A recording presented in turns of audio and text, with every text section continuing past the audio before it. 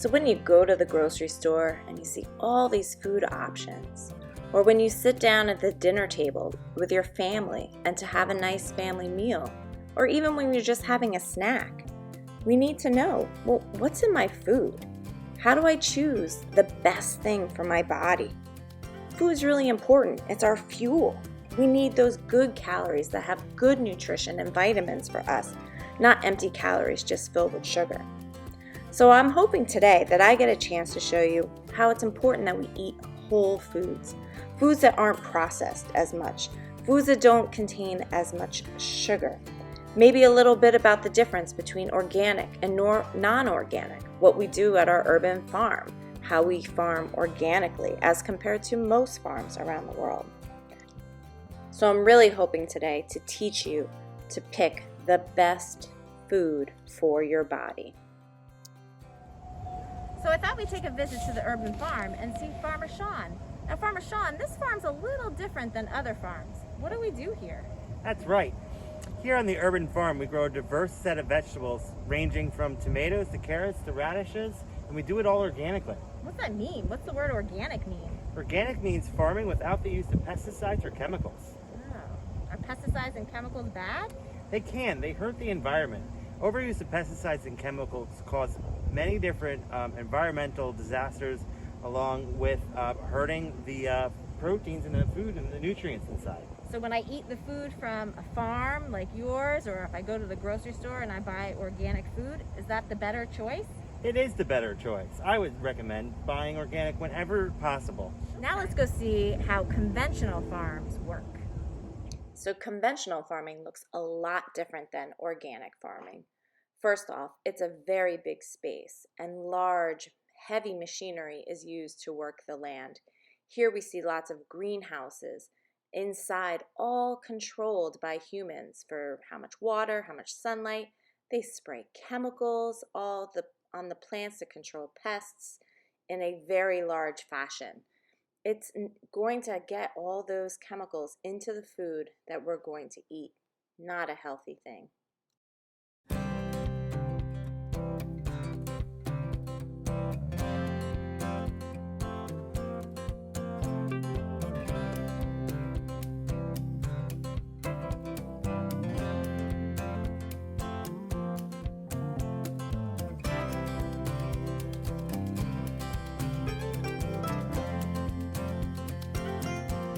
Let's say I want to make a peanut butter and jelly sandwich. Well, there's so many choices of jellies and peanut butters out there and different types of bread.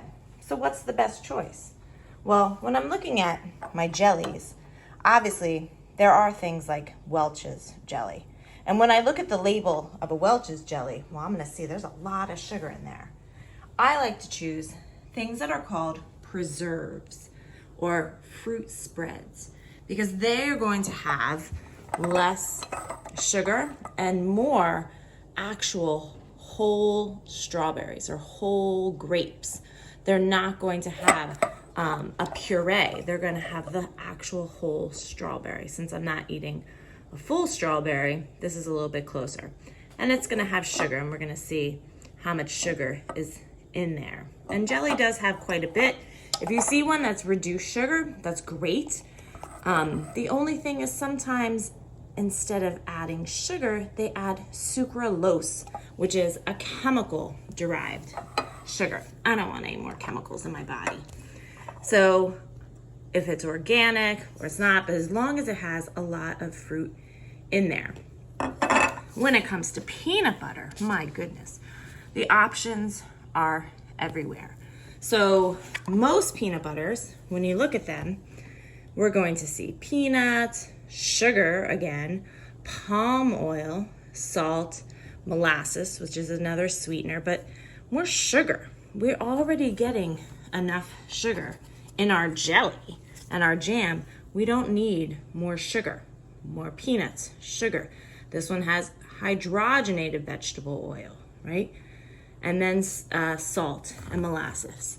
I want to look for something that is just, when I flip it to the back, just peanuts. That's all it is. They just take peanuts and they crush them up. This is almond butter, same thing. oops, it's just almonds, right? One thing. We're looking for whole food options. Less is more, and especially when it comes to bread. Okay, once again, I'm looking for that word whole, 100% whole wheat. It's got to say 100% whole wheat. When I look at the ingredients on my bread, I mean, that's quite a few things on there.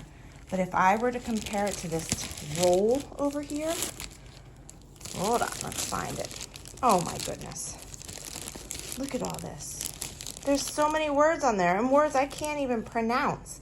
If you're looking at it and you have no idea what these words are or how to pronounce them, don't get it. It's not a good option, right?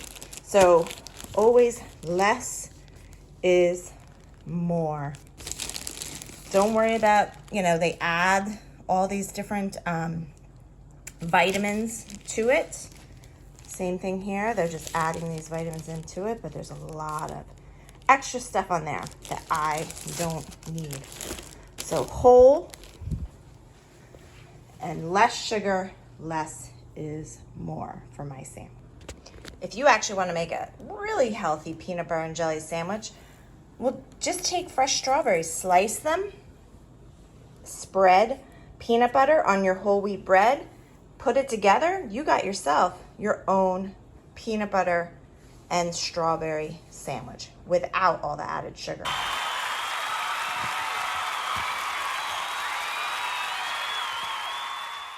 Another snack that we like to eat that can become unhealthy very quickly. We think it's healthy, but once we start adding things, so now this is a healthy option. It's actually not even regular cow's milk, it's coconut milk yogurt. And this one is Greek yogurt, which has more protein. And once again, I'm always looking at that label. I can read everything on there, all those words. Now, obviously those down there, the cultures, that's bacteria that's in it, but it's good bacteria that we need in our tummies. But I'm noticing that it's not too much added sugar as opposed to some of those ones they sell at the store that they start mixing cereal with them. They start mixing all sorts of things, and they take that healthy yogurt. It's not so healthy anymore. It's just a sugary snack. Here's another example of real products versus man-made food products. Maple syrup is delicious. It comes from a tree. It's sap from a tree that's been processed into our sweet syrup. It's a natural product. Pancake syrup, on the other hand, well, look, it's corn syrup, water, sugar, caramel color, natural and artificial flavor. And what's crazy is they even tell you right here, produced with genetic engineering. So I'd rather have my food not be genetically grown, but used straight from a tree.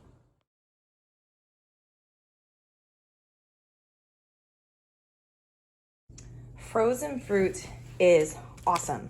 These are all frozen. Sometimes my daughter just eats this as a snack. But what we like to have every morning is a smoothie. We take some milk, we take one banana, maybe mango or blueberries, whatever fruit we feel like. There's every kind of frozen fruit, and there you go, smoothie.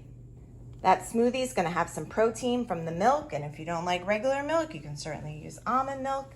It's going to have vitamins from our fruits, and like I said, the frozen fruits are awesome because they are just the fruit.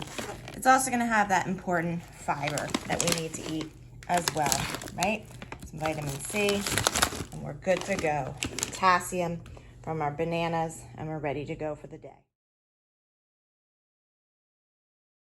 Another reason why I love smoothies is that the options are endless. With that NutriBullet, you can put almost anything in there.